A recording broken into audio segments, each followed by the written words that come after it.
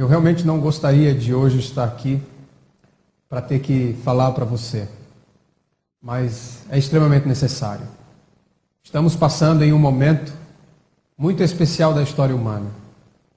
E apesar de termos informações, livros, internet, escolas, faculdades, nós ainda vivemos em um mundo de muita escuridão e de muitas informações distorcidas e desencontradas. De muito engano, de muita exploração, onde o forte ele prevalece contra o fraco, onde o mais poderoso explora aquele que não tem poder. Enfim, nós vivemos em um mundo de homens que se comportam e vivem como animais. E a lei da selva prevalece o mais forte. Hoje, a maioria das pessoas que tem mais conhecimento, que tem mais poder, exploram as que têm menos conhecimento, as que têm menos poder. Mas não foi para isso que Deus nos deu capacidades extraordinárias. Não foi para isso que Deus nos dotou com dons extraordinários. Não foi para isso que Deus nos capacitou com poder, com conhecimento, com riquezas. Deus dá bênçãos a pessoas para que elas estejam em posição privilegiada a fim de descerem as pessoas que estão em posição deprimente para que possa erguê-las. Jesus, quando esteve na terra, nos ensinou a nos dirigir a Deus como nosso Pai. Ora, se Ele é nosso Pai, e Ele é justo, e Ele é amor, como está escrito, então, meus amigos, significa dizer que, como um Pai justo, Ele dá aos seus filhos em igualdade, como filhos de Deus, como seguidores de Jesus Cristo, como irmãos que somos, em nome de Jesus, temos os mesmos privilégios, temos a mesma posição, temos o mesmo conforto e as mesmas facilidades. Se somos fortes, é para fortalecer os fracos. Se somos mais capacitados, é para ajudarmos os menos capacitados, para que eles, como nós, tenham acesso aos mesmos privilégios. Bem, de todas as injustiças e distorções deste mundo, não há como negar que a mais aberrante de todas é a distorção religiosa, dos ensinamentos da Bíblia, e através da iluminação do Espírito Santo, dos estudos da Palavra de Deus, nós necessitamos continuar descobrindo, estudando e aprendendo as coisas de Deus. E hoje, quero convidar você para estudar o tema sobre os dízimos praticados nas religiões. Possivelmente você devolve fielmente 10% de tudo aquilo que você ganha para a sua igreja, para a sua religião. A questão é, esse dízimo de 10% daquilo que você ganha do seu salário, ele é bíblico? Ele foi praticado pela igreja de Jesus Cristo? Ele foi praticado pelos apóstolos? Os missionários da Bíblia, do Novo Testamento, eles viveram de um dízimo? A questão é, meus amigos, até que ponto aquilo que nós estamos acreditando, vivendo e ensinando é realmente o ensinamento da Escritura Sagrada? Eu quero convidar você hoje a descobrir comigo que o dízimo praticado pelas religiões, ele não tem fundamento, ele não está fundamentado em Cristo. Ele em nenhum momento foi ensinado por Jesus ou por seus apóstolos, ou praticado pela igreja cristã. A pergunta é, quem inventou esse dízimo de dinheiro praticado nas religiões de hoje, chamadas igrejas? Porque se você fizer esse curso inteiro e acompanhar os demais vídeos, nós vamos explicar o que é religião, o que é igreja, vamos explicar sobre o dízimo, sobre pastores, e você vai entender esses assuntos à luz do ensinamento de Jesus Cristo e da Bíblia Sagrada, de maneira que você será beneficiado com a luz do Evangelho de Jesus Cristo. Por isso, eu quero convidar você neste momento a dirigir o seu pensamento a Deus, a voltar o seu coração para Deus e abrir a Escritura para descobrir este assunto. Você hoje vai descobrir que o dízimo praticado pelas religiões é uma invenção da Idade Medieval. Foi inventado por um governo religioso no século VI, no século VII, no século VIII da nossa era. 500, 600, 700 anos depois de Jesus Cristo. E ele não é de nenhuma forma, absolutamente, o dízimo da Bíblia. O dízimo da Bíblia, em primeiro lugar, queremos esclarecer, é um dízimo de 10% daquilo que a terra produzia e daquilo que os fazendeiros dos seus gados produziam. Era uma lei cerimonial, provisória, transitória, que servia para sustentar uma família sacerdotal humilde, pobre e que não detinha poder de governo sobre as pessoas.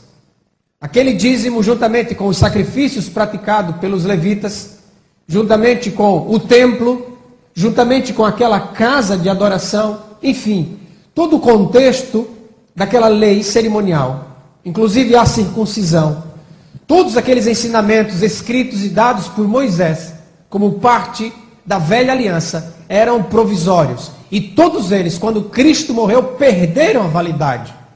Até Cristo morrer, a lei de Moisés ainda estava em vigor. E ainda era correto seguir aquela lei, como uma luz menor que guiava para a luz maior, verdadeira, definitiva, que é Jesus Cristo. Mas até então, aquela luz, ela era uma luz provisória, que deveria então finalmente ser abolida por Cristo na cruz do Calvário. Vejam só, os homens que seguiam a Escritura Sagrada antes da vinda de Jesus, eles andavam seguindo a lei cerimonial, mas na vinda de Cristo, então agora eles participariam de uma nova aliança, feita no sangue de Jesus Cristo, não no sangue de animais. Portanto, eu quero convidar você a abrir a Bíblia no livro de Levítico, no livro escrito por Moisés, o terceiro livro da Bíblia. E ali, depois que Deus dá as instruções para a criação de um santuário na terra, que era uma figura provisória do santuário celestial, então Deus dá as diretrizes do que eles devem fazer. E Deus também escolhe uma família dentre as 12 tribos de Israel para ser a família sacerdotal, que era a família de Levi, do profeta Moisés. E dentro desta família, ele escolhe uma família, a família de Arão, o irmão de Moisés, para ser a família sacerdotal, que deveria então oficiar, servir, que deveria praticar as leis cerimoniais no santuário. E ali Deus, então, ele estabelece uma maneira pela qual aqueles homens se dedicariam exclusivamente à obra sacerdotal. De que eles viveriam? Bem, em primeiro lugar, era proibido a eles ter qualquer propriedade. Eles deveriam ser um povo humilde, porque eles simbolizariam Jesus Cristo, que é o sumo sacerdote, é o verdadeiro sacerdote, o único sacerdote entre Deus e os homens, o único mediador, do qual aqueles sacerdotes eram apenas figura. Por isso eles deveriam ser humildes, de vida humilde, deveriam viver entre os pobres, não poderiam ter propriedades. Era-lhes assegurado unicamente a sua casa. Eles deveriam ter uma casa para morar. Mas nada de riquezas, nada de luxos, nada de salários, não. Eles então trabalhariam unicamente, exclusivamente pela comida. E daí então Deus estabeleceu aquilo que nós conhecemos como dízimos. Então vamos ler o texto bíblico, o texto de Levíticos, capítulo 27, versículo 30 ao 32. Também, todas as dízimas da terra, tanto dos cereais do campo como dos frutos das árvores, são do Eterno.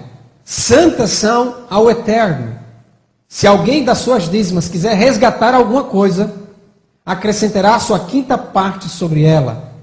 No tocante às dízimas do gado e do rebanho, de tudo que passar debaixo do bordão do pastor, o dízimo será santo ao Senhor. Não se investigará se é bom ou se é mau, nem o trocará. Isto é, não vai se verificar se o décimo animal, o décimo gado, ele é doente ou ele é são, ele é cego ou tem algum defeito. Não. Não importa como seja o décimo animal da sua fazenda. O décimo deve ser dedicado ao Senhor, entregue então para o serviço sacerdotal. Mas, se de algum modo o trocar, um e outro serão santos, não serão resgatados. Verso 34, Levítico 27, 34. São esses os mandamentos que o Senhor ordenou a Moisés para os filhos de Israel no Monte Sinai. Então vejam o que diz o texto bíblico.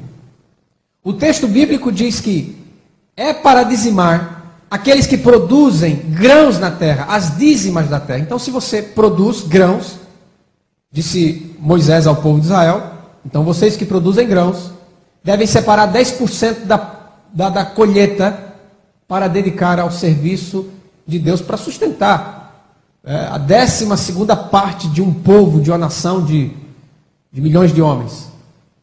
E aqueles que têm fazenda, que têm gados, sejam bois, sejam ovelhas, enfim, eles devem contar. Aquele que tinha 9 animais, ele não dizimava, mas a partir do momento que ele tivesse um 10º animal, então aquele 10º animal que ele produzisse na sua terra, esse animal deveria ser dado ao Senhor e não poderia, de forma alguma, escolher qual animal dá para o Senhor. Era o 10º, não importando qual fosse. Portanto, este texto de Levítico 27:30 é o texto fundamental, inicial, para a lei dos dízimos, dado ao povo de Israel enquanto vagueava pelo deserto.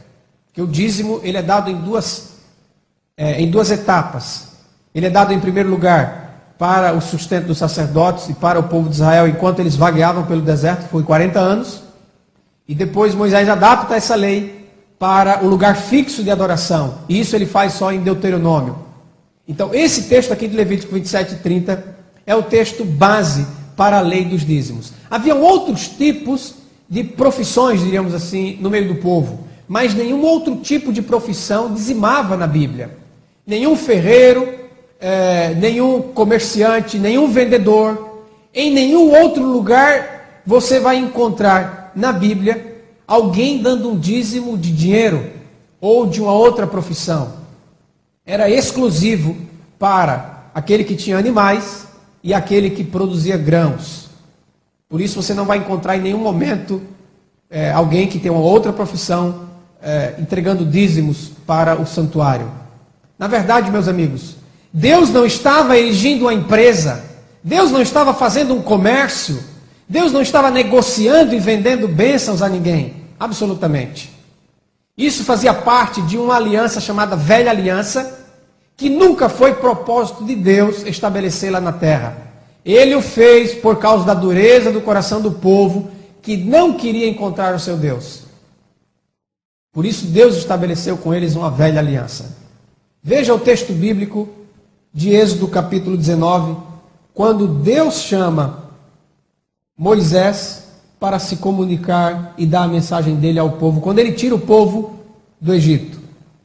Ele disse o seguinte: tendes visto o que fiz aos egípcios, como vos levei sobre asas de águia e vos cheguei a mim.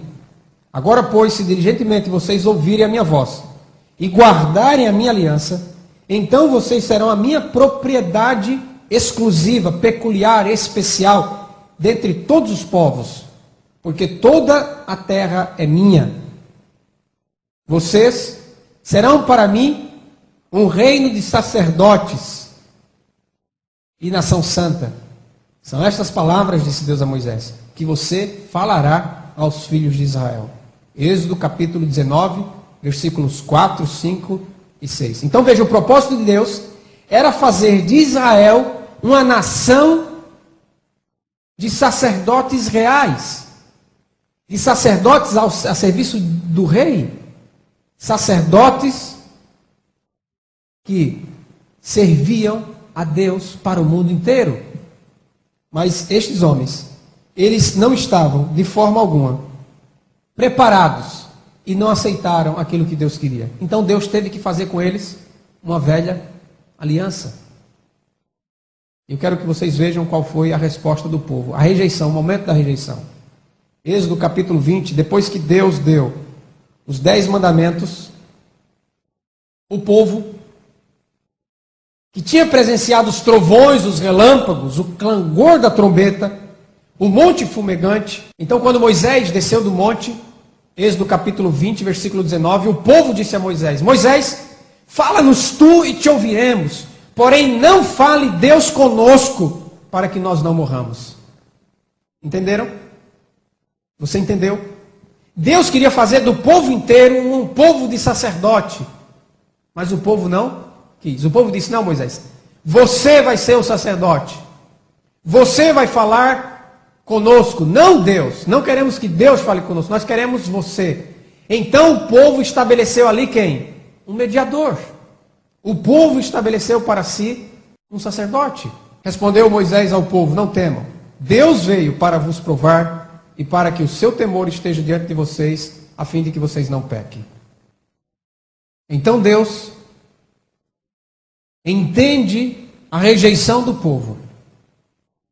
E Deus usará agora de um velho testamento, de uma velha aliança, para ensinar ao povo o seu amor e a sua salvação. E Deus disse a Moisés, em Êxodo capítulo 25, versículo 8, e me fará um santuário, para que eu possa habitar no meio deles. Ou seja, o Deus Todo-Poderoso, que queria habitar dentro do coração das pessoas, dentro da mente das pessoas, ele estava impedido disso. E ele então diz para Moisés: faça um santuário, para que eu possa habitar no meio do povo. Mas percebam que esse não era o objetivo inicial de Deus. Ele usa este como um plano B. E através da velha aliança que ele estabelece com o seu povo, ele prepara o povo para aceitar Jesus Cristo, para então crer no Cordeiro de Deus que tira o pecado do mundo. Quando Jesus Cristo vem à terra, então Jesus Cristo, ele põe fim a esta velha aliança, a este santuário provisório simbólico, a este sacerdócio provisório simbólico. Ele põe fim a estas leis cerimoniais provisórias e simbólicas. Ele põe fim à circuncisão, ao sacerdócio e aquilo que sustentava a vida do sacerdote. No caso, aqueles dízimos de alimentos. Depois que Deus dá as instruções das leis cerimoniais em Levítico 27, versículo 30 ao 32, então Deus estabelece que nada se deve acrescentar a tudo aquilo que ele falou. Nada se deve mudar, nada se deve modificar. O que Deus quis dizer, realmente ele disse. Há uma passagem em Provérbios, capítulo 30, versículo 6, quero ler com vocês. Ele disse: nada acrescentes às suas palavras, disse através do seu profeta, para que não te repreenda e sejas achado mentiroso.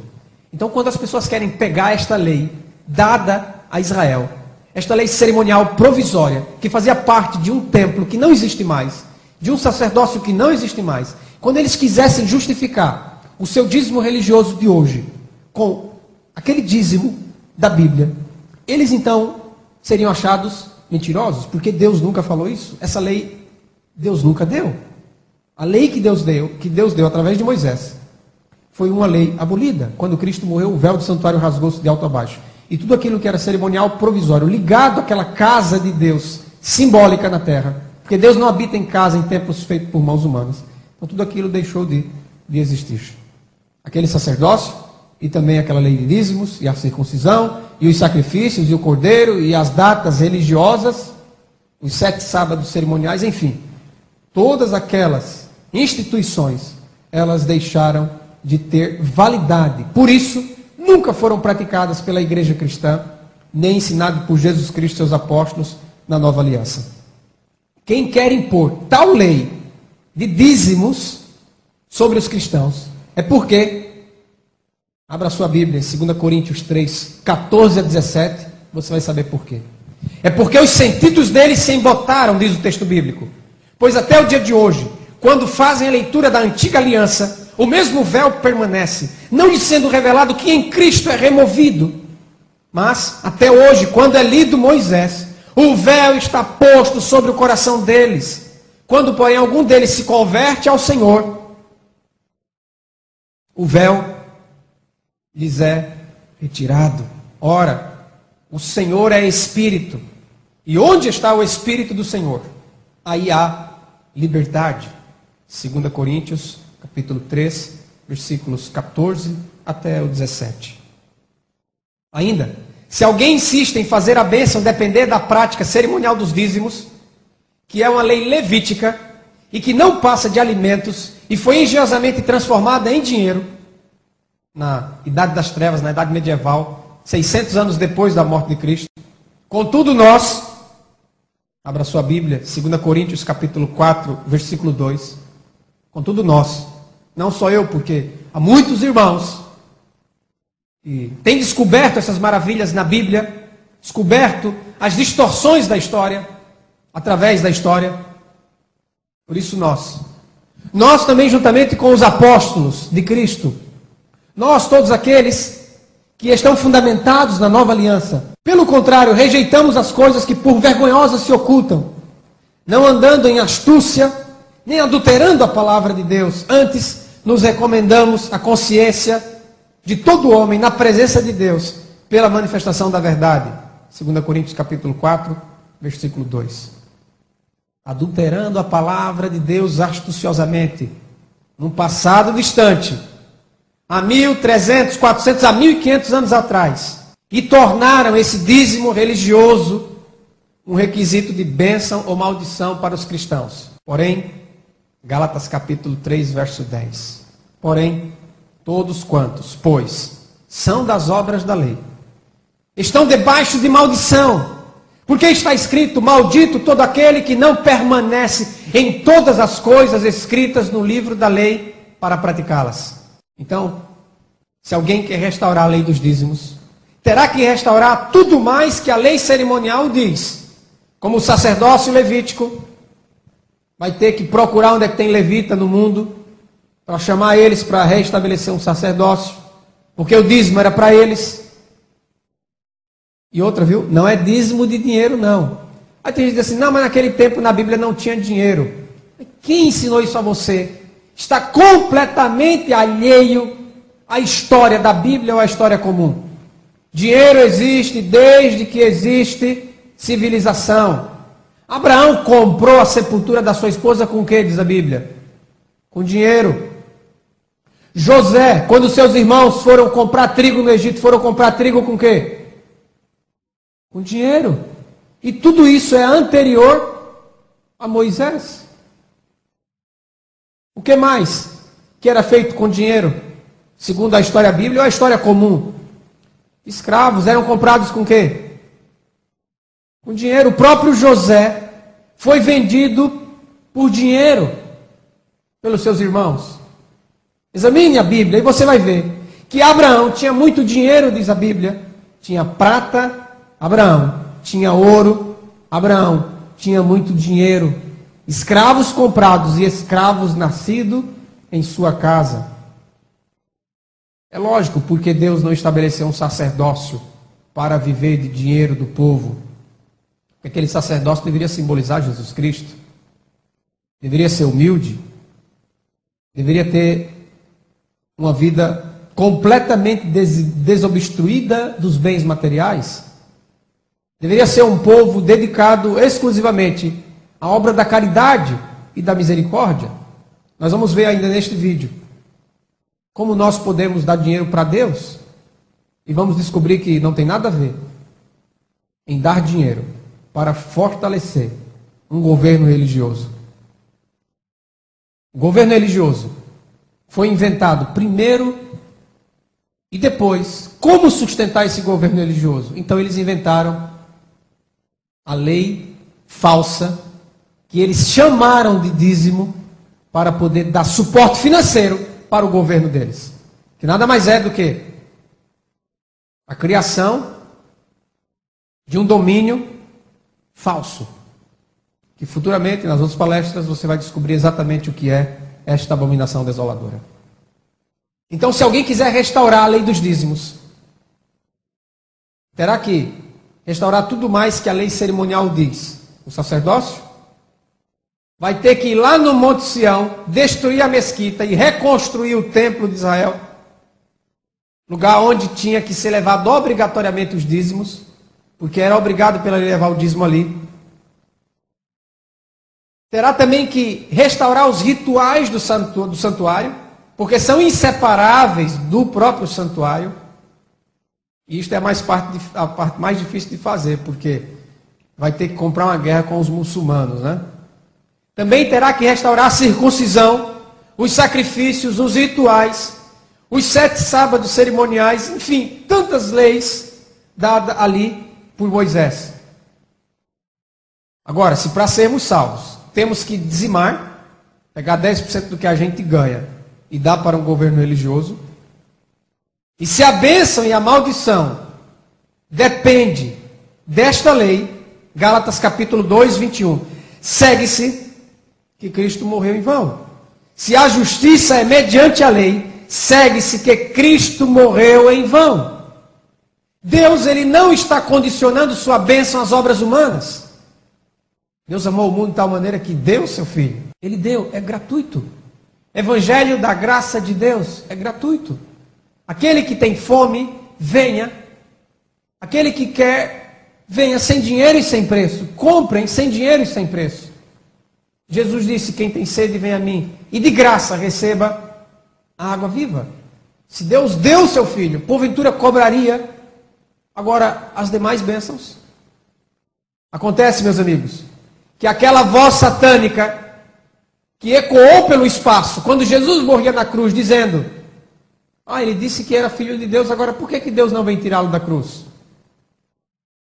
Você disse que você era filho de Deus, mas Deus não ama você porque você está aí sofrendo, porque você está aí morrendo nessa cruz.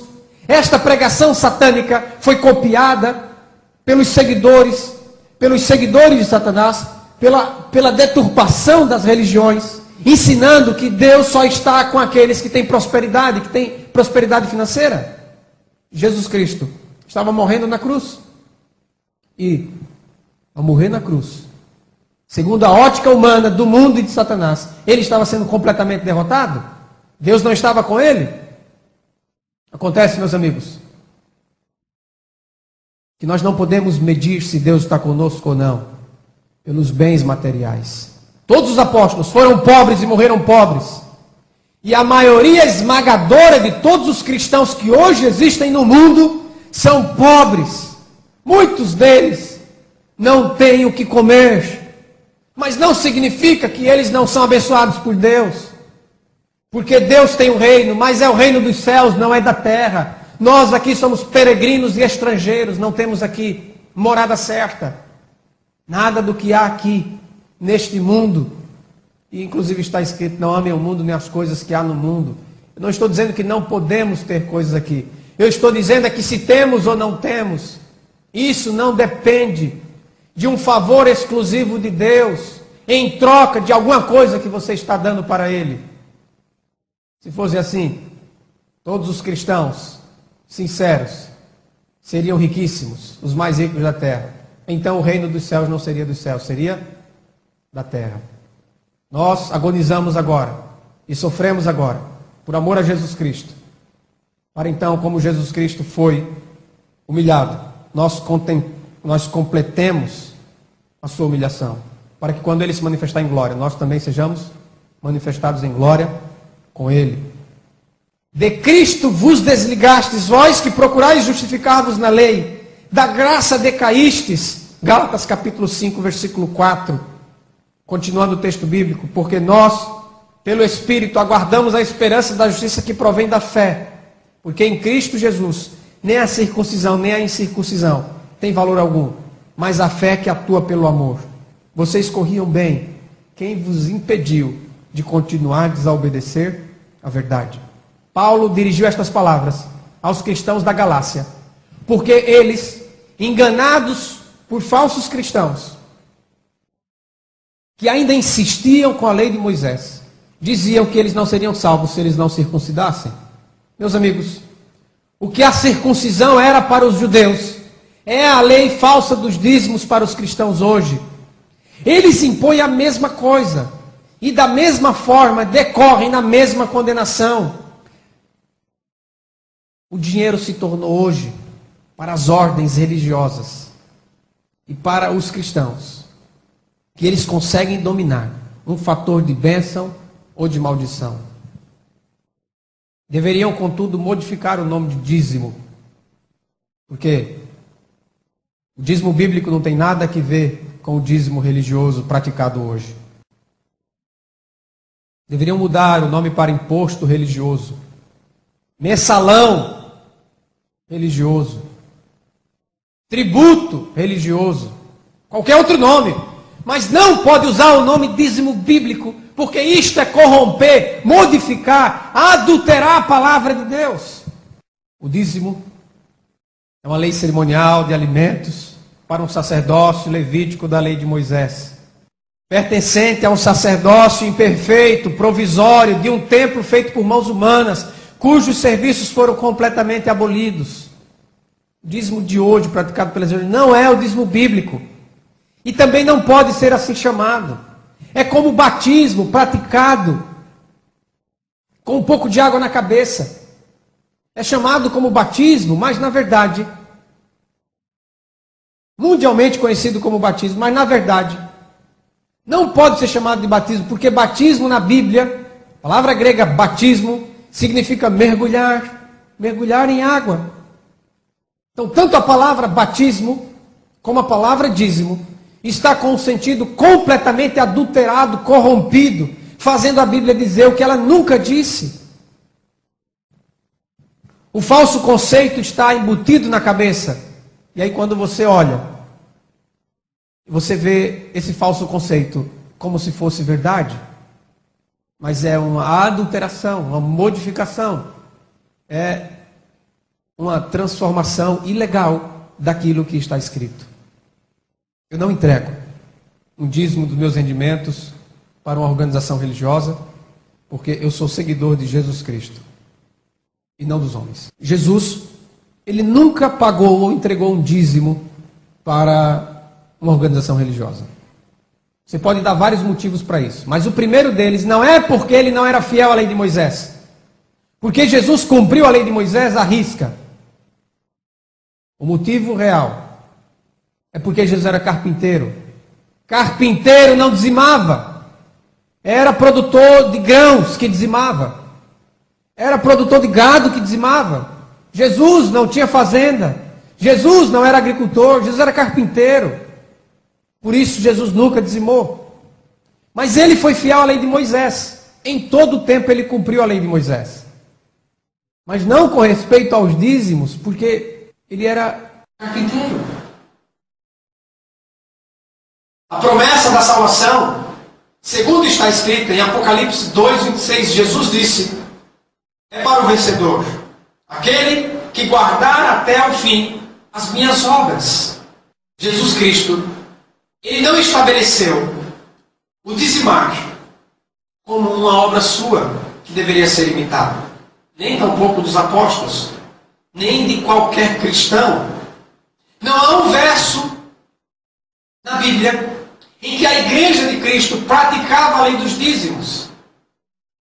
Nem Paulo, nem Pedro, nem João, nem Tiago, nem Barnabé, nem nenhum dos cristãos do Novo Testamento, na igreja de Cristo, nenhum deles, em nenhum momento, em nenhum lugar da Escritura, é dito que eles praticavam essa lei de dízimos. A lei levítica com o sacerdote, os dízimos que o sustentavam, a circuncisão, sinal desta velha aliança, o templo, que era chamada casa de oração, casa de Deus, um lugar físico, um lugar fixo para adorar a Deus, os rituais e os sacrifícios, tudo isso era um ensino provisório, Gálatas 3:24, e serviu de aio para nos conduzir a Cristo, a fim de que fôssemos justificados por fé. E tendo vindo a fé, já não estamos subordinados ao aio. O aio é uma expressão jurídica para significar que quando você é um menor e os seus pais, eles estão ausentes, eles faleceram, algum motivo assim, a palavra é usada curador. Então você, segundo a justiça, é colocado na tutela de um curador, até que você complete a maioridade. Você é dito como sendo colocado em escravidão. Uma criança, um escravo. A mesma coisa no contexto do que Paulo está ensinando. Quando chega o momento da maioridade, então você assume plenamente propriedade daquilo que é seu, mas que ainda não estava em seu poder. Jesus Cristo, ele veio, e ao morrer na cruz do Calvário, e ao pregar a verdade, ele nos tirou da escravidão do aio, de tudo aquilo que era provisório, de tudo aquilo que era uma luz menor, porque ele é a luz maior, verdadeira, total, definitiva. Assim, o templo construído por mãos humanas, o sacerdócio carnal, imperfeito e mortal, os dízimos que o sustentava com comidas, pois jamais foram dinheiro, as bebidas, as abluções e toda sorte de rituais, constituíam a lei cerimonial que foi dada por Moisés 430 anos depois de Abraão, Gálatas 3:24, e era sombra, Hebreus capítulo 9, versículo 10, era a sombra dos bens vindouros, os quais não passam de ordenanças da carne, baseadas somente em comidas, bebidas e diversas abluções, impostas até o tempo oportuno da reforma. É nesse momento agora que muitos vão pegar o profeta Malaquias, vão abrir lá em Malaquias capítulo 3:10 e dizer que quem não dá o dízimo para a igreja está roubando Deus. Meus amigos, eu já vi texto bíblico ser distorcido, mas esse é o pior de todos. Em primeiro lugar, temos que lembrar que Malaquias defendeu a lei dos dízimos de alimento de que falou o profeta Moisés, para que houvesse comida no templo e jamais dízimo de dinheiro. Isso ele falou porque viveu no regime da lei de Moisés 400 anos antes da vinda de Jesus Cristo. Malaquias mesmo foi claro em seu discurso, baseado no que ele mesmo disse, a aliança de Levi, Malaquias capítulo 2, verso 8. Malaquias escreveu para defender a lei de Moisés, Malaquias capítulo 4, versículo 4. Malaquias é um profeta da velha aliança e não da nova aliança. Se você for seguir o que Malaquias disse, você terá que pegar 10% do que o seu gado tem, 10% do que o seu grão produz, e levar lá para Jerusalém e entregar. Não é para a tribo de Judá, não é para qualquer israelita, é para a tribo de Levi. Malaquias foi um profeta da velha aliança e não da nova aliança. Depois que Jesus Cristo veio, 400 anos depois de Malaquias, e ele morreu na cruz do Calvário, Efésios capítulo 2, verso 15, diz que ele aboliu na sua carne, porque ele é o Cordeiro de Deus que tira o pecado do mundo. Ele aboliu na sua carne, ele destruiu completamente com aquilo que era provisório. A lei dos mandamentos na forma de ordenanças. E Colossenses capítulo 2, 24. Tendo cancelado o escrito de dívida que era contra nós, e que constava de ordenanças, o qual nos era prejudicial, removeu-o inteiramente, encravando na cruz. Desta forma, não há um verso no Novo Testamento em que algum cristão praticou a lei de Moisés quanto aos dízimos. É por isso, meu irmão, minha irmã, meu amigo, que nenhum profeta do Novo Testamento se levanta contra esta igreja que não dizimava, que não praticava essa lei de dízimos. Por quê? Porque era uma lei de Moisés. Ora, a igreja do Novo Testamento, tão próspera, tão grande, tão expansiva, nunca praticou essa lei dos dízimos de Moisés. Mas nenhum profeta se levantou para repreendê-lo, como fez Malaquias, em Israel 400 anos antes. Mas quando algum cristão quis obedecer à lei cerimonial, circuncidando-se, então se levantaram profetas do Novo Testamento para dizer que não estavam obrigados a restaurar a lei de Moisés. Que Jesus Cristo, ao morrer, aboliu esta lei provisória. Se alguém está pensando que tem que pegar 10% do que ganha para sustentar um pastor, o dízimo do seu salário, a pergunta é, onde está no Novo Testamento este verso? Amigo, em lugar nenhum. Nunca a igreja de Cristo, ou qualquer cristão, recebeu dízimo no Novo Testamento. Esse mandamento foi promulgado pelo homem e não por Jesus Cristo, nosso pastor, o único pastor verdadeiro a quem devemos seguir. Afinal de contas, temos que responder à pergunta: então, quem inventou esse dízimo de dinheiro? Quando inventou esse dízimo de dinheiro? Por que inventou esse dízimo de dinheiro? Para que inventaram esse dízimo? No 6º século, depois da morte de Jesus, quando a igreja de Cristo não era como nos dias apostólicos, então já nem podemos dizer que era a igreja de Cristo. conhecida desde aquele tempo como Igreja Romana, ou Católica Romana, do Papa, foi quem inventou esse dízimo. No início, era algo voluntário para sustentar o novo governo que se estabeleceu na Terra. Até então, todos os governos da história do mundo eram governos religiosos, mas nenhum deles era um governo em nome de Jesus Cristo. Surgiu agora no cenário mundial um novo governo religioso em nome de Jesus Cristo. E era uma mescla de Roma com uma mistura dos ensinamentos de Jesus Cristo. Isso foi uma novidade, um governo religioso de Jesus Cristo. Então, esse governo precisava de poder, e vocês sabem que eles teriam poder no dinheiro.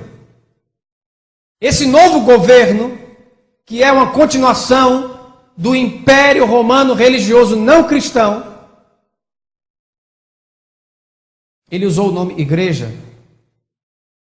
Anos depois da invenção desse governo religioso e desse negócio chamado dízimo, então, já não era suficiente uma colaboração voluntária de 10% do que se ganhava. Foi então que em 785, depois de Cristo, o fervoroso rei Franco, da França, Carlos Magno, fervoroso, zeloso, defensor do catolicismo romano, então ele criou esse dízimo praticado pelas igrejas até o dia de hoje. Ele, em 785 depois de Cristo, baixou o decreto do dízimo praticado hoje ainda pelas religiões. Onde você pode encontrar e fundamentar isso historicamente? Bem, para você ver a história da criação do dízimo religioso, você pode consultar a Enciclopédia Rialp, Enciclopédia Americana. Mas talvez você não conheça essa enciclopédia. Não se desespere. Eu agora há pouco tempo não sabia, foi uma novidade para mim, porque eu descobri estas coisas unicamente com a Bíblia, e depois que me veio ao entendimento estas palavras, então eu comecei a pesquisar na história para saber onde surgiu esse falso dízimo. E aí então eu encontrei a Enciclopédia Rialp. Mas eu queria algo que o brasileiro pudesse ter acesso. E orei, pedi a Deus. E finalmente me veio aquela convicção de procurar a Enciclopédia Barça, que muitos de vocês talvez tenham até em casa. Eu abri a Enciclopédia Barça no verbete dízimo. Caros amigos, é impressionante como ali está contada a história do surgimento do dízimo que hoje se pratica nas religiões. Pega a Enciclopédia Barça. Aquele registro é fiel da história. E o decreto de 785, onde você pode encontrar fundamentação? Eu vou citar para você, já citei a enciclopédia secular mais importante da nossa língua portuguesa. Agora eu vou citar uma autoridade religiosa, a mais importante do meio religioso, conhecido por todos os estudiosos da religião cristã. O Dicionário Internacional de Teologia do Novo Testamento, sobre o verbete dízimo, na página 601. Ali está o decreto de Carlos Magno. Você pode ler o artigo completo, da página 595 à página 601. Ali está declarando o surgimento do dízimo praticado pelas religiões. Esse Dicionário Internacional de Teologia do Novo Testamento, primeiro foi publicado na Alemanha, muitas décadas atrás. Pelo sucesso da obra publicada por grandes estudiosos, ela foi reproduzida nos Estados Unidos algumas vezes e editada. Finalmente ela foi trazida para o português aqui no Brasil. E hoje ela é uma edição única na sua mais nova publicação. Você pode encontrar com facilidade. Ali no verbete dízimo tem a explicação deste decreto de Carlos Magno que fundamenta este falso dízimo. Então, pervertendo as escrituras, os líderes religiosos da Idade das Trevas, Idade Medieval, que foi o período governado pela religião católica romana, foi o Império Romano religioso cristão, que por 1000 anos dominou o mundo. Por este período, a prosperidade, a riqueza, a ganância, o luxo e tudo mais que possa existir foi dado ao governo religioso, através de um falso governo religioso, através de um falso dízimo bíblico. Perverteram as escrituras, esses líderes, nesse período que foi conhecido como Idade das Trevas, a noite escura da terra, enfim, esses 1000 anos, auxiliados pelos reis, porque era junto a religião e o poder político, criaram então um sistema financeiro inteligentíssimo, deturpando o que Deus havia dado para o povo de Israel, e deram a ele o nome de dízimo. Falsificaram a religião de Jesus Cristo. E a Idade das Trevas ainda não acabou para a maioria dos cristãos. Ainda estamos saindo da caverna, ainda estamos saindo da Idade das Trevas. Que não haja orgulho nesta questão, que sejamos humildes e reconheçamos que nós erramos, acreditamos errado, para que nós possamos mudar. A Igreja Católica inventou o dízimo de dinheiro e também inventou o governo religioso. E ela é considerada pelos evangélicos, pelos protestantes, como sendo a besta do Apocalipse, como sendo o Papa, o representante de Satanás. Reconheceram a falácia da criação de um governo religioso no nome de Jesus. Reconheceram tantas instituições da Idade Média como sendo falsas e não bíblicas. E daí surgem muitos movimentos cristãos. Mas essa Igreja Católica Romana, do Papa, que eles consideram a besta, o representante de Satanás, que criou esse falso dízimo, reconheceu a falácia do dízimo religioso. E o Papa Bento XVI extinguiu o termo dízimo do 5º mandamento da Igreja, promulgado em 28 de junho de 2005 e republicada pela Conferência Nacional dos Bispos do Brasil. E eles entendem que com o tempo as pessoas vão mudar as suas palavras, se adaptar a essa mudança feita pelo Papa Bento XVI, que reconheceu a falácia da invenção dos dízimos. Roma criou e Roma matou. Mas os cristãos ainda estão copiando Roma. Não só o governo de Roma, como copiando a maneira que este governo tem poder. Eu gostaria de ter todo o meu dinheiro de volta. Por 15 anos que eu fui enganado. Achei que estava dando dinheiro para Deus.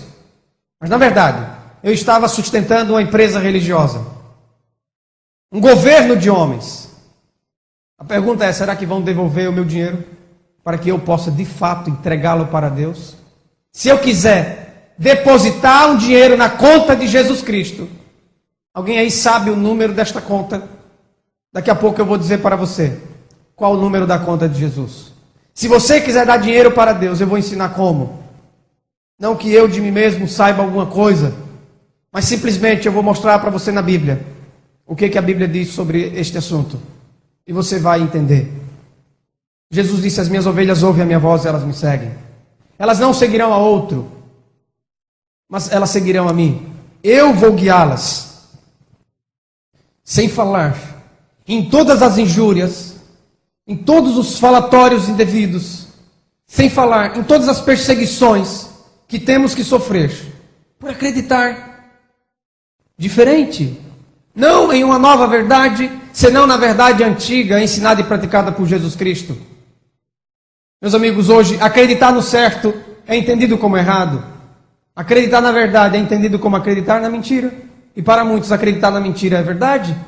Para muitos, aquilo que não é verdadeiro é verdade. Estão com mensagens dentro de sua memória e por isso não conseguem compreender aquilo que está sendo anunciado.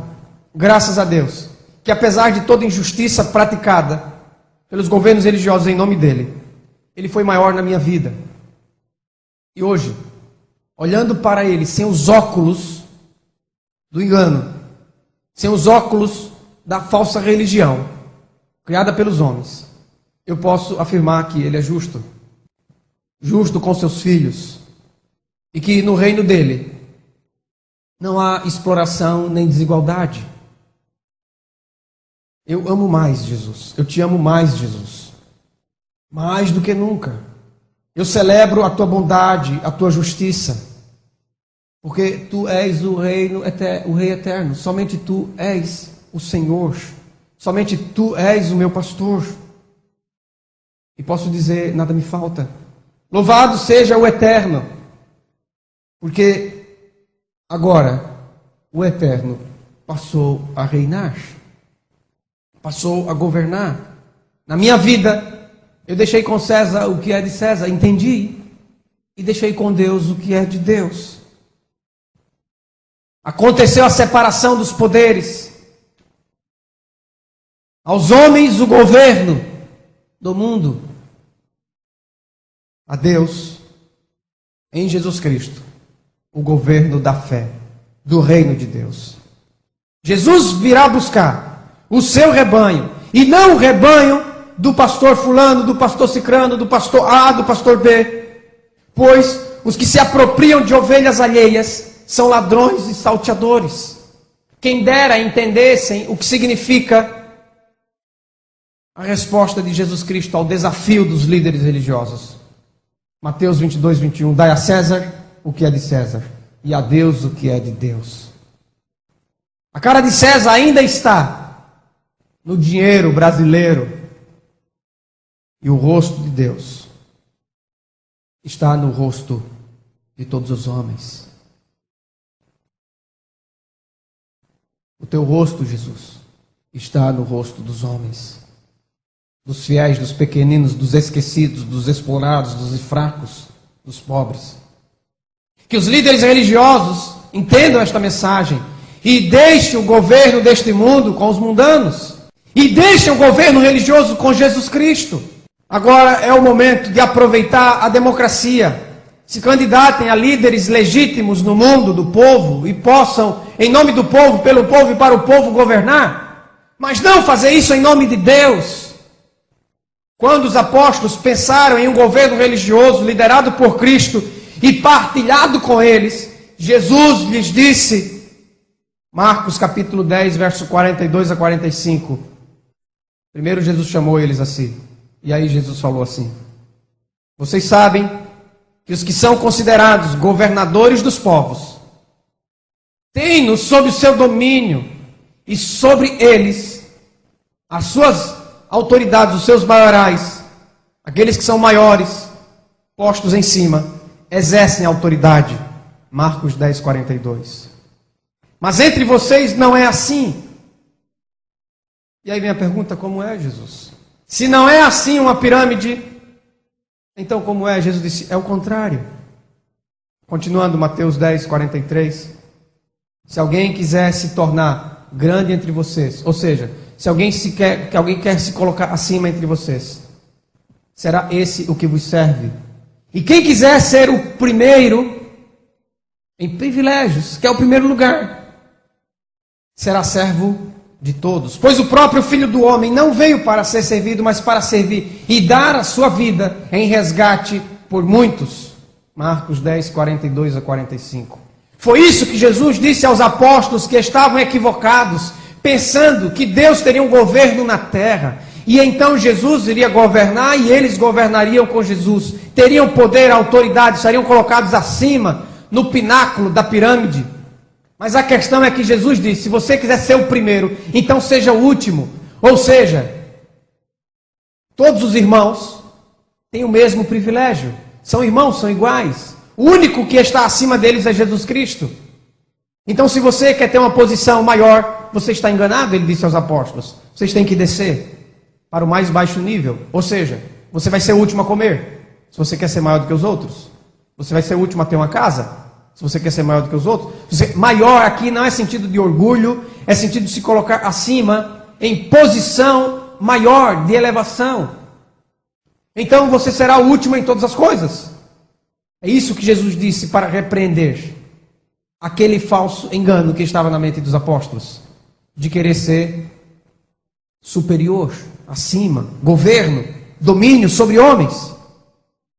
Enquanto os fariseus exerciam governo religioso sobre as pessoas, elas não puderam receber o único e verdadeiro pastor, nem puderam entrar no reino de Deus, ou seja, no governo de Deus.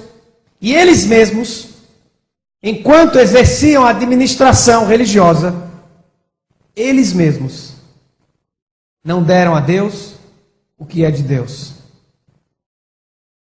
Enquanto existir governo religioso, o homem estará tomando nas mãos o que é de Deus. Só Deus pode governar sobre os fiéis. E isso ele faz através unicamente de Jesus Cristo. Os líderes religiosos estão aprisionando pessoas a si mesmas. Aprisionando os homens à sua forma de fé. A vida dos homens que confiam em sua liderança religiosa é transformada à base da pirâmide do seu governo religioso.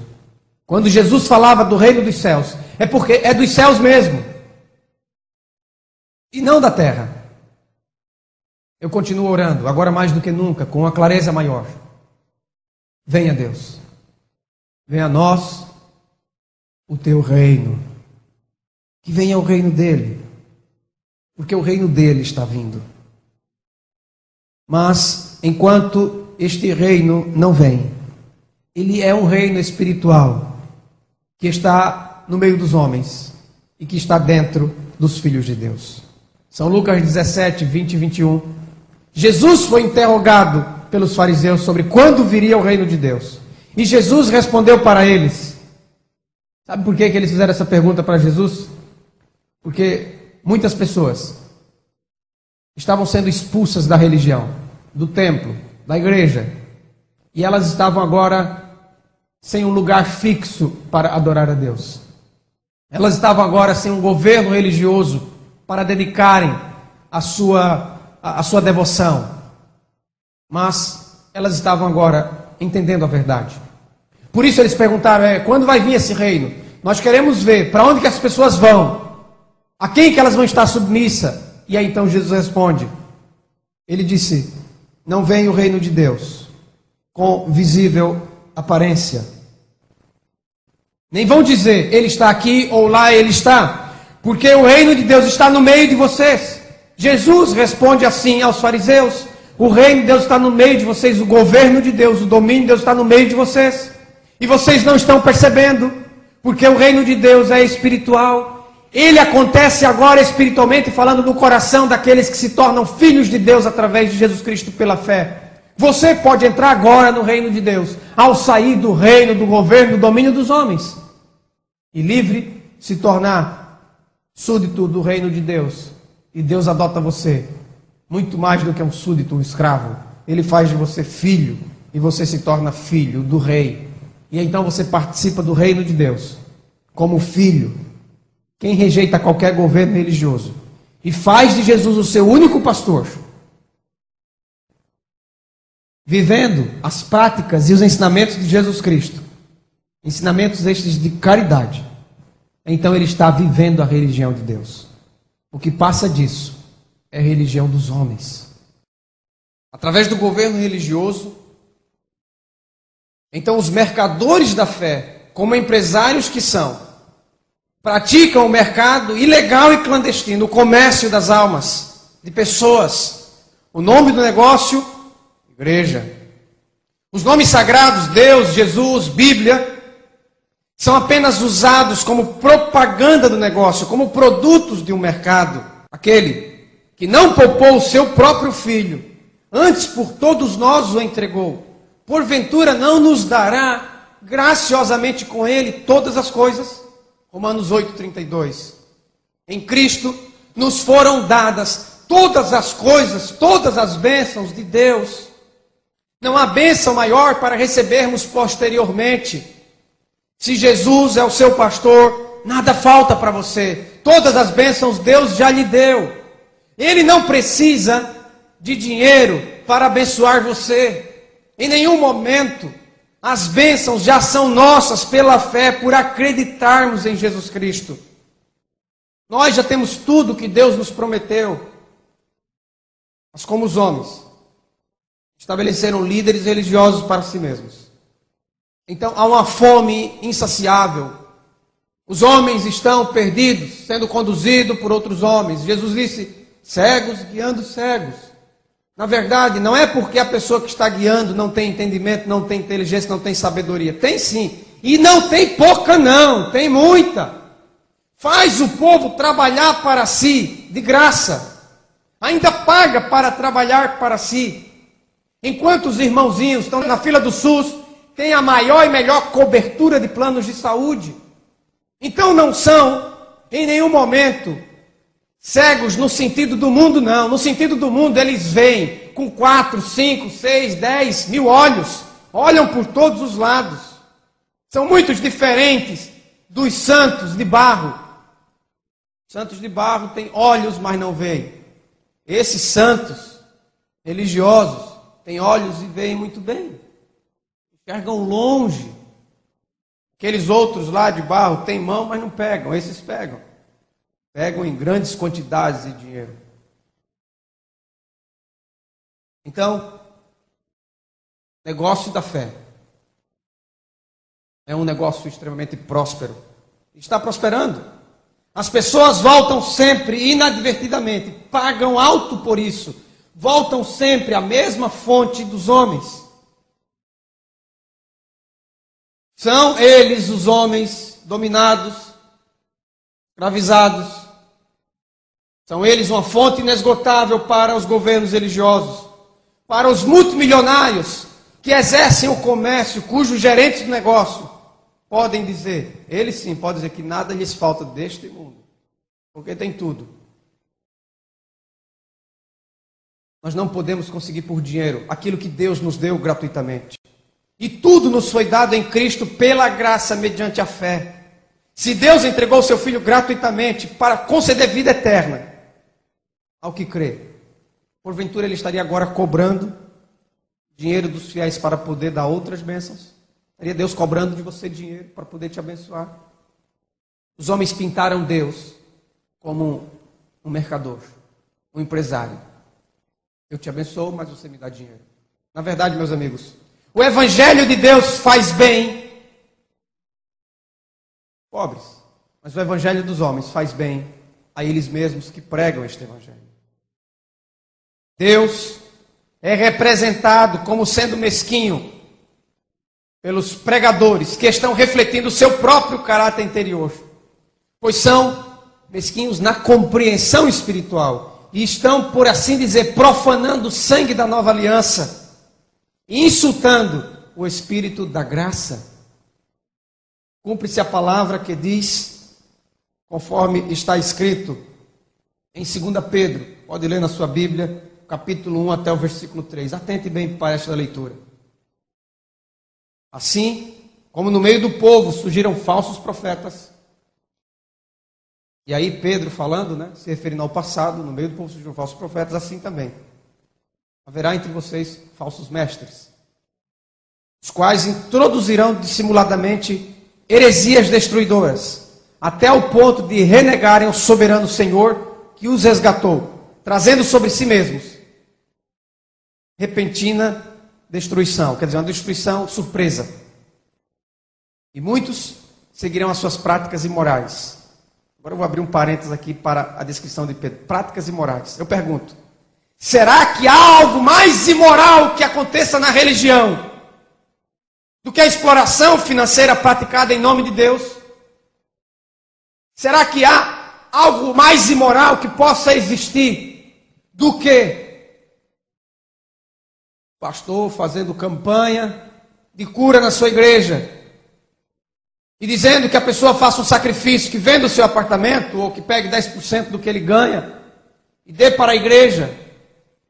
E daí, se a pessoa vai e bate o carro, ou se a pessoa vai e está passando por um problema na sua família, um problema financeiro, ou se ela perdeu o emprego, daí o pastor vai na sua casa e diz, irmão, você está sendo fiel nos dízimos, irmão. Isso é porque você falhou.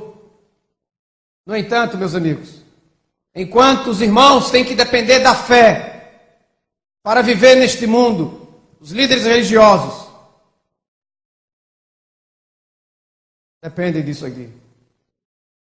O irmãozinho, para ter saúde, tem que depender da cura. O líder religioso tem plano de saúde. O irmãozinho tem que crer na fé que o carro dele vai ser guardado. Mas o líder religioso tem plano, tem seguro do seu carro, tem seguro de vida, tem a melhor escola para os seus filhos, tem a melhor casa da cidade, do bairro. E o irmãozinho, não é pecado ter casa, ter piscina, ter carro, viajar o mundo inteiro, se hospedar no hotel de 5 estrelas. Pecado é fazer isso em nome da religião, em nome de Deus. Isso é um pecado grave. Há muitos homens de Deus fazendo isso. Há muitos homens de Deus colocados no lugar errado. Mas eles são homens de Deus, mas não o suficiente para perceber que almoçar na churrascaria de R$50, enquanto tem muitos irmãos que não têm o que comer. Eles são homens de Deus, mas não que enxerguem suficiente para perceber que isso é pecado. Quero chamar a sua atenção agora para você depositar dinheiro na conta de Jesus Cristo. Eu não sabia, mas eu descobri que Jesus Cristo tem uma conta corrente, você pode depositar o dinheiro diretamente para Ele. E faça isso, e você será realmente recompensado. E você vai ver que aqui não tem um jogo de interesses, nem Deus está comprando você, nem a sua fé. Continuando ainda Pedro, 2 Pedro, capítulo 2, versículo 1 a 3. E muitos seguirão as suas práticas imorais, e por causa deles será difamado o caminho da verdade. Meus irmãos, existe maior difamação do caminho da verdade que possa o governo religioso estar dando com as suas práticas imorais de toda espécie? Por que isto acontece? Por que o líder religioso estuprou a criança? Estuprou a mulher? Por que o líder religioso saiu com a mulher do irmão? Por que há casos de pedofilia? Aí dizem, não, isso acontece em todos os lugares. Meu irmão, isso acontece em todos os lugares, sim, meu amigo. Mas isso não acontece onde Deus governa. Isso acontece onde o homem governa. E acontece que aos homens darem para si mesmo líderes religiosos, tomando o lugar de Jesus Cristo e sustentando o governo religioso, deram para eles acesso à sua intimidade que pertence unicamente a Jesus Cristo. O problema não é que padres não casam, porque tem pastores casados praticando as mesmas barbaridades. O problema é que estes homens são ovelhas e devem viver como ovelhas e deixar o lugar de líder religioso para Jesus Cristo. Aí vai acabar todo esse problema. Nós temos que matar o mal na raiz. É uma expressão. Ou seja, nós temos que resolver o problema na sua origem. E a origem do problema é liderança religiosa. Homens sendo guiados por homens.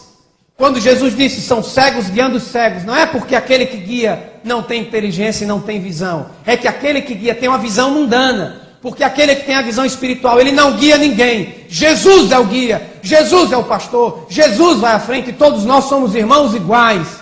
E olhamos uns para os outros no mesmo nível e não um acima do outro. Continuando. Também, movidos de ambição por dinheiro, disse Pedro, profetizando, farão comércio de vós.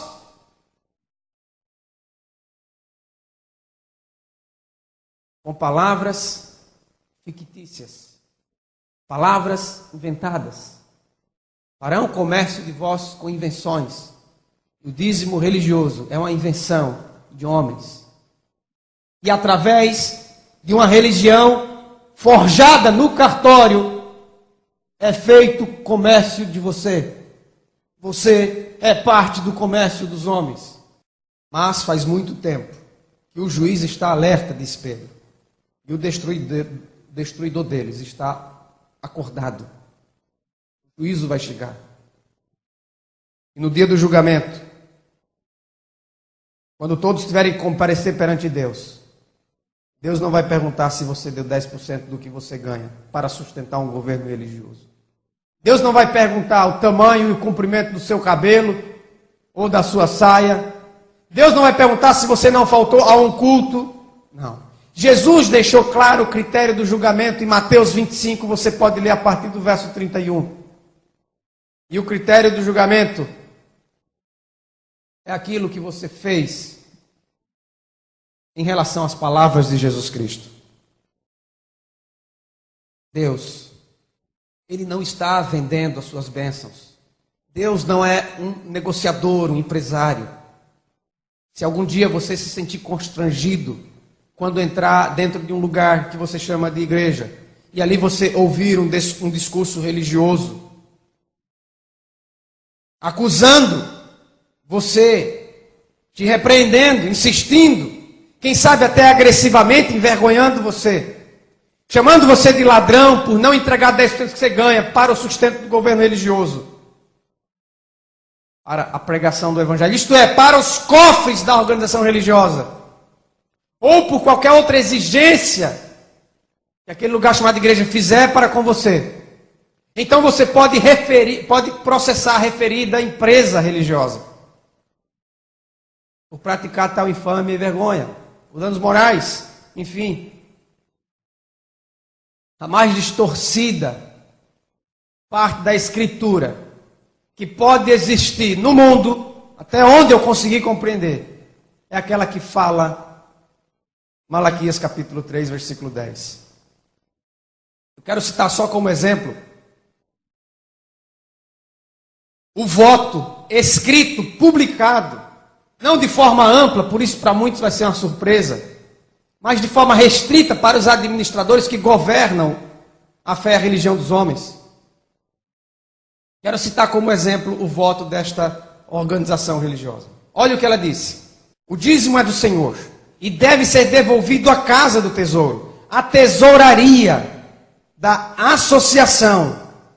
Você está me perguntando aí, de que organização religiosa é? Bem, você pode encontrar essa citação no livro Regulamentos Eclesiásticos Administrativos, da Divisão Sul-Americana da Igreja Adventista do Sétimo Dia, 1998. Você vai encontrar isso na referência V12.5. Ali você vai encontrar isto que eu estou dizendo. É o chamado livro de praxes, conhecido.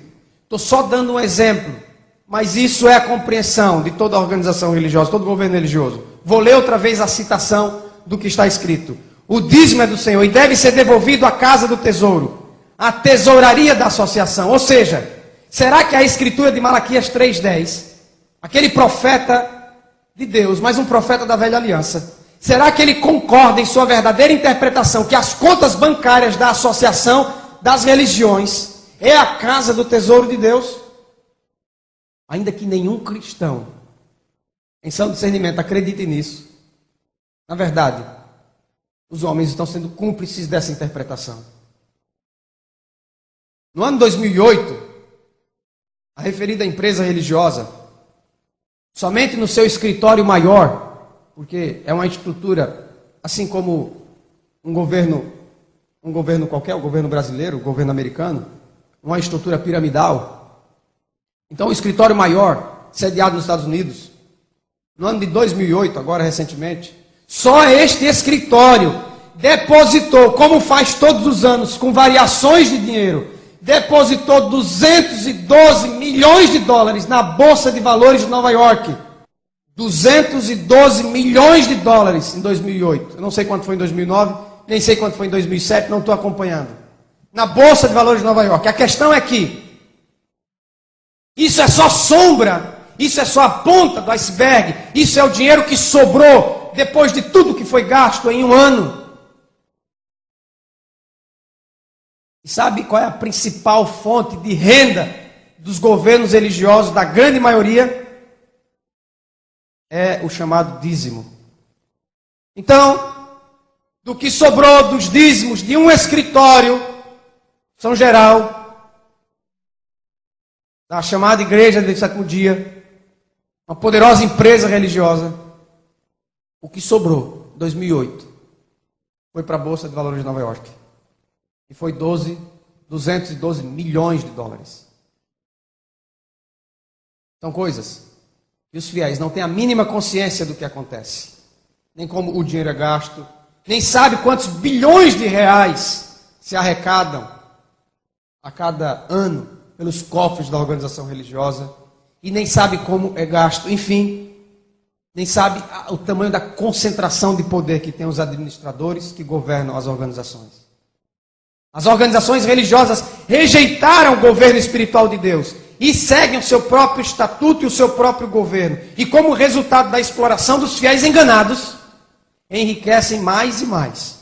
Os fiéis pensam que estão enviando dinheiro para Deus, mas na verdade estão cooperando com a religião dos homens, fazendo-os cada vez mais poderosos. Estas ordens religiosas nomeiam homens e exaltam homens. Também eles usam esse poder que possuem, para rebaixar homens e humilhar homens. É bom aqueles que eles dizem que é bom, é ruim aqueles que eles dizem que é ruim. E quando chegam ao máximo da sua tolerância,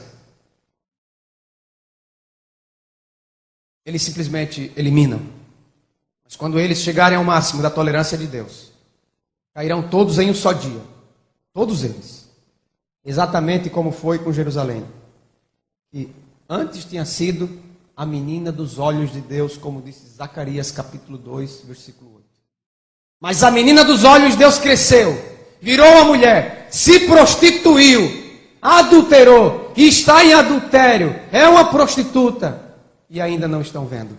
Assim foi com Israel, assim foi com Roma, assim foi com as demais organizações religiosas, os demais segmentos religiosos. Todos copiaram o governo da terra, oposição ao governo de Deus.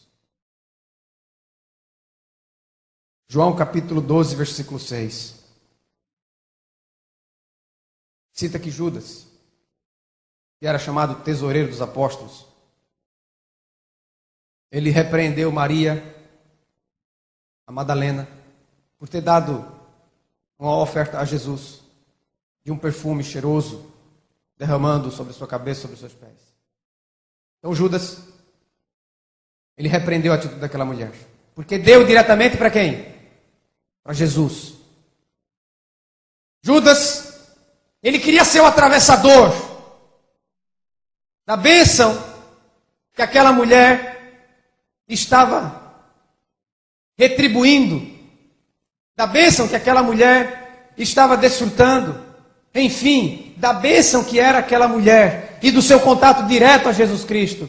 Judas queria se colocar no meio dos dois. Judas não entendia. Judas era diabo. Mas ele não foi diabo sempre. Ele se torna com as rejeições progressivas. Ninguém é diabo simplesmente porque acredita no erro. Se torna diabo por continuar acreditando no erro, quando a verdade é anunciada e proclamada.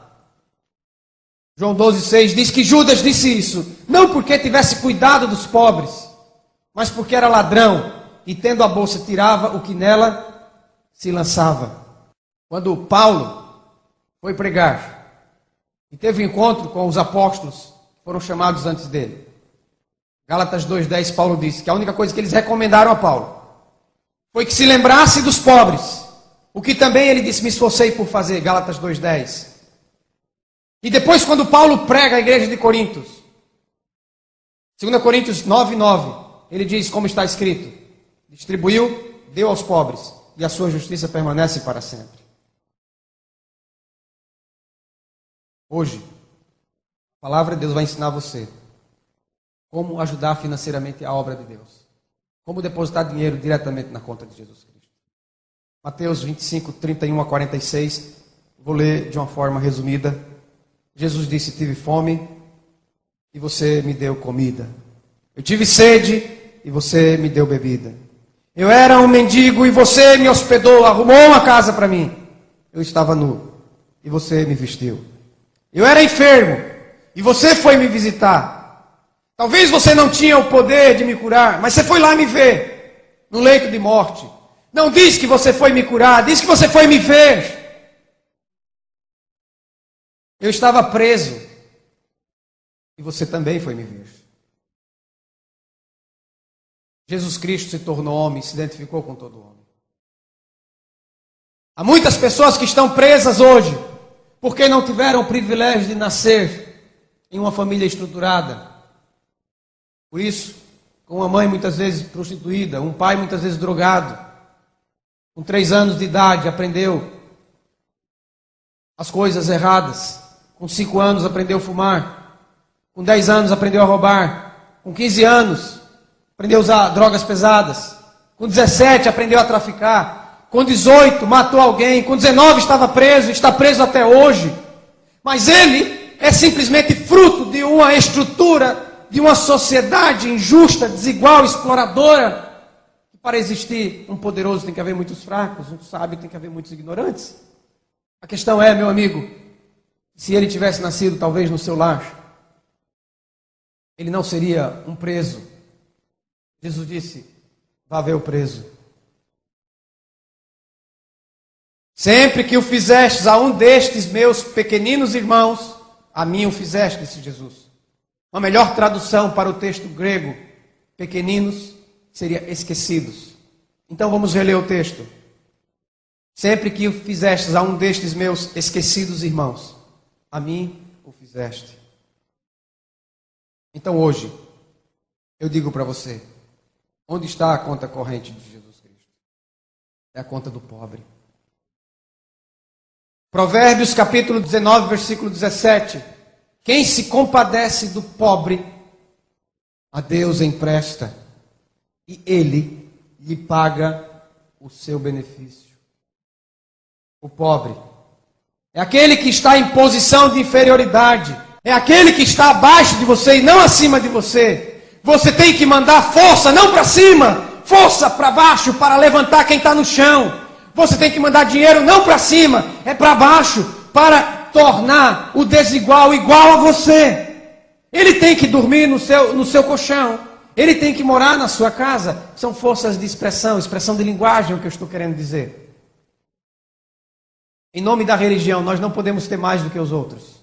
Nós podemos ter mais do que os outros em nome do nosso trabalho comum, normal, em nome do povo, pelo povo, para o povo, como quer que seja o mundo político, ou por uma empresa, por um concurso que você passou e está ganhando bem. Então você pode isso. Mas não em nome da religião, não em nome de Jesus Cristo, não ganhando às custas da ignorância e da fraqueza do povo. Não.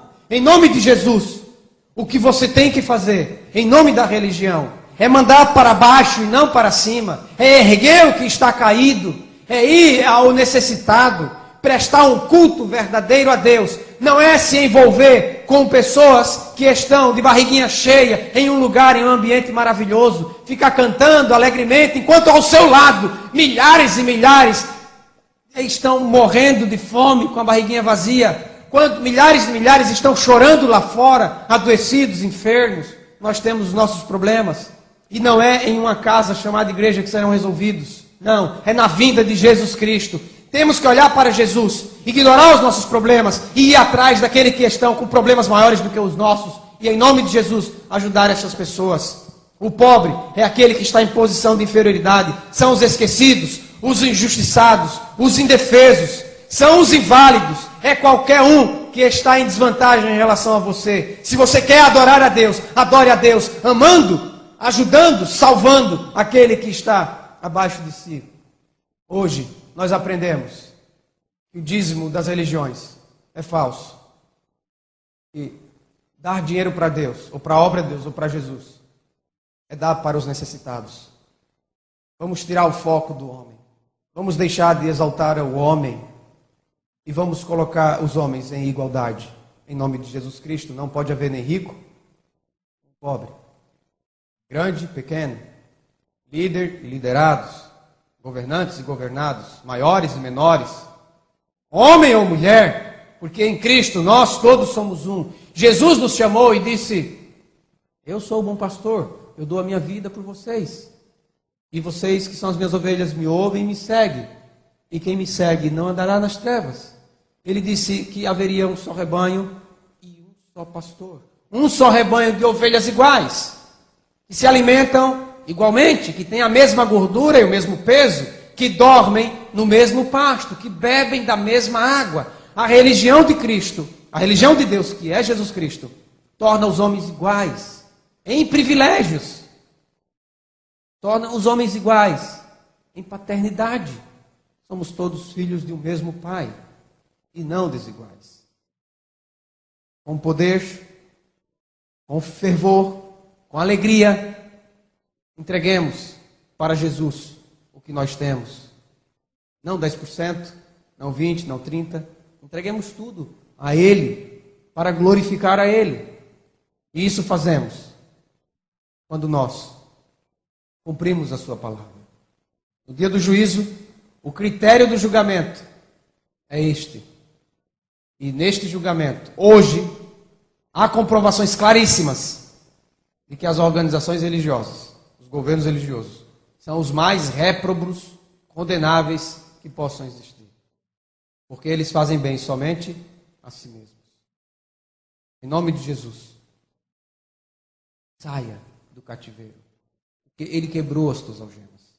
Em liberdade vá fazer a obra de Deus. Fazer a obra de Deus, exaltar o nome de Deus, o nome de Jesus Cristo. Indo em busca dos esquecidos. Amém.